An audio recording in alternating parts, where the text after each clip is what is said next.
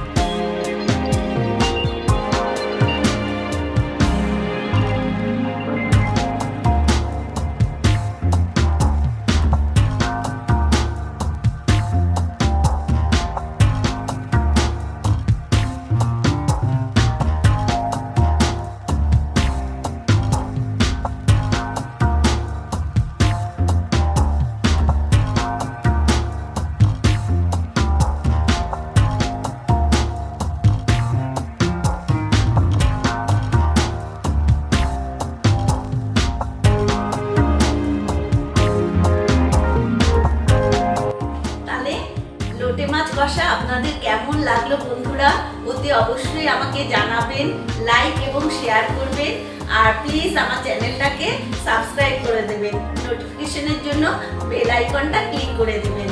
আজ তবে আসি, আপনারা সবাই ভালো থাকুন, সুস্থ থাকুন।